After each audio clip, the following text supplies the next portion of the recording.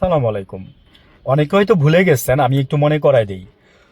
মনে আছে সুরঞ্জিত সেনগুপ্ত, আওয়ামী লীগের সুরঞ্জিত সেনগুপ্ত। তো আপনার 2012 সালে আপনার সে বলতে পারেন যে একটা ভাগা নেতা ছিল। হ্যাঁ হ্যাঁ, খুব মানে ডিমান্ড ছিল। মূল কথা বলতে গেলে ডিমান্ড ছিল তার অনেক। তো উনি একটা কথা বলছিল 2012 সালে যে ভাগে ধরলে ছাড়ে, কিন্তু হাসিনা ধরলে ছাড়ে না।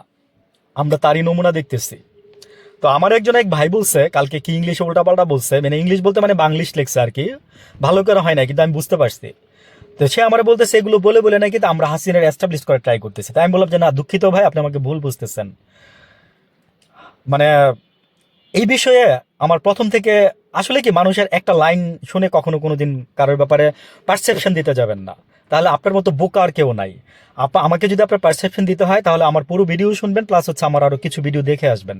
তারপরে সেই যে ইচ্ছা মতো গালি দেওয়ার মনে হলে দিয়ে যায়, আর সুনাম করার হলে সুনাম করে যায়। ঠিক আছে, এটুকুই বলবো। দেশের জন্য কাজ করি, দেশকে ভালোবাসি। নাথিং এলস মোর দেন। আমার কোনো চাওয়া নাই। সুরঞ্জিত সেনগুপ্তের এই কথাটা আমি আজকে টেনে নিয়ে আসছি এত বছর পরে, কেন জানেন? যে বাংলাদেশটা সেই দিকে হাঁটতেছে। হাসিনা হয়তো আবার এস্টাবলিশড হবে বাংলাদেশে। আমি সেদিকেই ইঙ্গিত পাচ্ছি। আমি ভেঙে চড়ে আপনাদেরকে অনেক কিছু বলতে পারতেছি না, কারণ কথাগুলো যদি সত্যি না হয় পরে আবার আপনারা আমাকে বকা দিবেন। আর যদি সত্যি হয়তো হয়েই গেল, তার মধ্যে কিছু কিছু হিন্স আমি দিচ্ছি, সামনে আরো হিন্স আরো পাবেন। আর হচ্ছে বিএনপির এই যে খারাপ দিক কোনটা জানেন? আমাকে একজন লিখছে যে ভাই, মানে আসলে আমার কমেন্টস 95% ভালো কমেন্টস আসে, সেজন্য আমি আমার নিজেকে জাস্টিফাই করতে পারি যে আমি কোথায় আছি। আমাকে একজন লিখছে যে ভাই, এত টেনশন নিচ্ছেন কেন? বিএনপি সবসময় জল ঘোলা করেই খায়, পানি ঘোলা করেই খায়। তা আমি ওনাকে বলছি যে না ভাই, ধন্যবাদ আপনাকে, এটা আমিও জানি বিএনপি সবসময় জল ঘোলা করেই খায়। ওই যে এক্সাম্পল যদি দেই তাহলে বলতে হবে যে আমার আম্মার মতো, বুঝছেন? আমার আম্মা কোনো কিছু ফার্স্টে করবে না, এরপর লাস্টে যখন মনে করেন যে আপনার যে ঠেকা যাবে, হ্যাঁ, যখন দেখবে তখন আবার আমাদের কথায় ফিরে আসে, উনি এই কাজটা করে। তো বিএনপিও ঠিক তাই করবে, পানি ঘোলা করে বিএনপি আবার জল খাবে।